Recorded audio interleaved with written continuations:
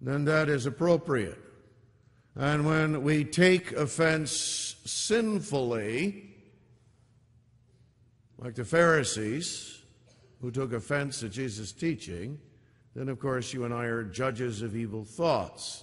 That's why Jesus tells us that we're not to judge in a sinful way. Judge not that ye be not judged. That there is to offend.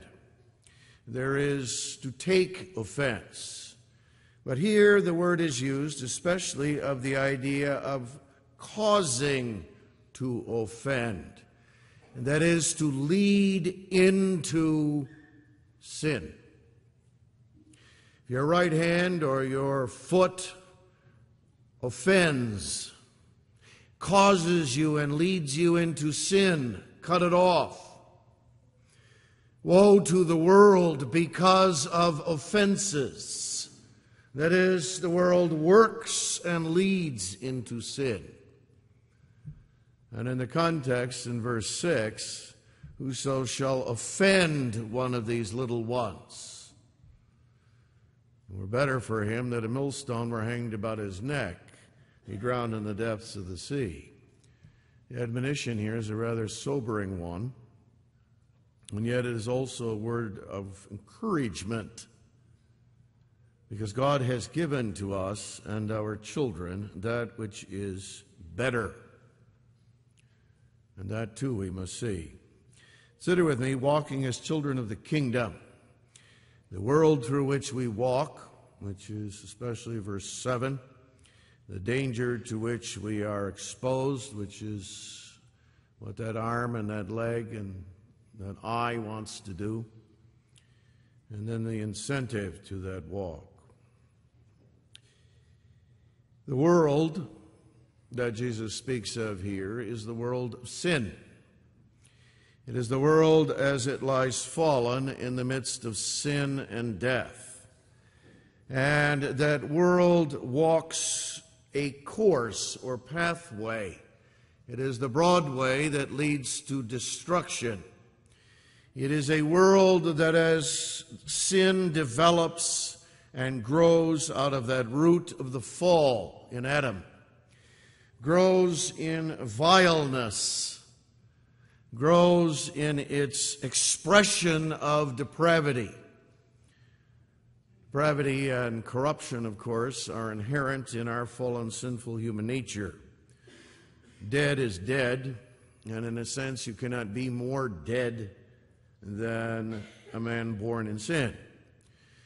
But the outworking of that depravity unfolds itself in time from the fall, where the root of it was found, to the final consummation in the days of Antichrist, when the world becomes ripe for judgment and the full fruit of sin is revealed.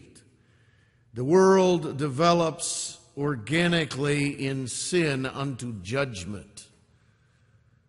That's what's happening in the world around about you.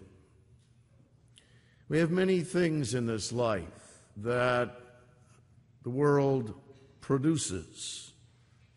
Evil's not in things. Food and drink and clothing and all the wonderful technology of the world we live in today, from medical science to the computers in your home to the things you carry around in your pocket, cell phones and what have you. Rich abundance of things. Evil's not in them. But the world, as it seeks to live out of that principle of sin, stands at enmity with God.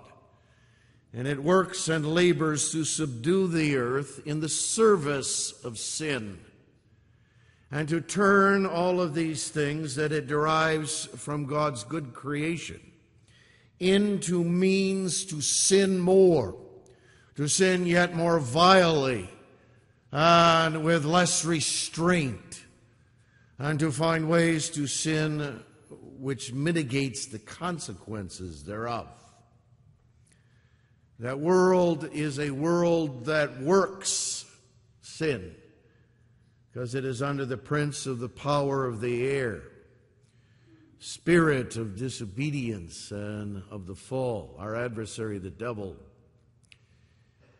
And the effect of that, too, is that he works in the children of disobedience.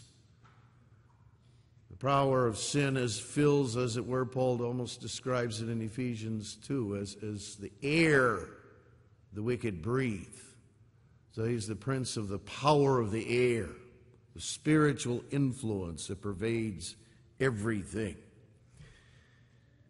Because that is the world, as Jesus would have us to see it, from its spiritual and ethical standpoint. Not talking about science and technology in themselves. It is a world that offends, that works sin, and comes with temptation. That's necessary, Jesus says. It must needs be that offenses come. Sin, under the wrath of God, develops in history unto judgment. It must be exposed in all its ugly horror for what it is. And God pronounces through the mouth of his Son, woe upon it. That's not a declaration or a description so much as it is a pronouncement of a verdict that Jesus gives. Woe unto the world.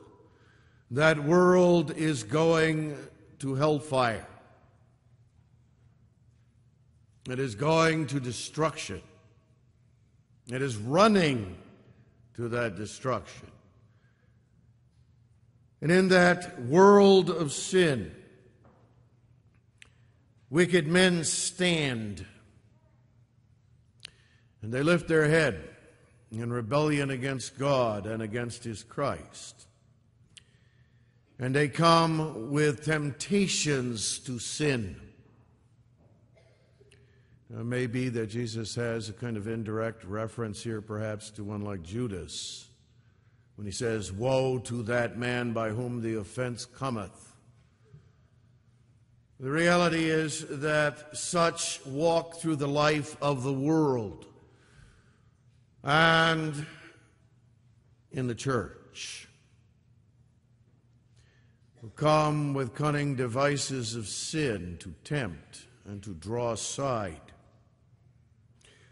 you and your little ones, those children who are beloved of God. And they come teaching men to sin, and that it is good to sin, and that it is indeed all right.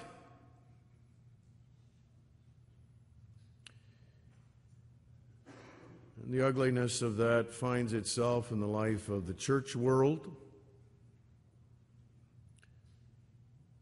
Men who stand in pulpits,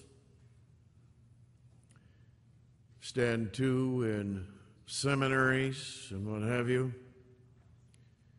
It's why the church is always in a battle to preserve the truth and commit it to the generation to come.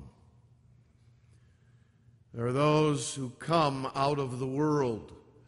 Paul warned us about that. There are wolves that enter the sheepfold.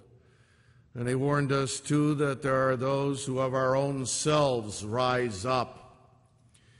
They set the word of God at naught and teach men to sin. Out of that world through which you have to walk day by day, however difficult that may be, comes offenses and temptations to sin, and a battle to stand as a child of God. There are those who offend, who make your children the target, who offend these little ones.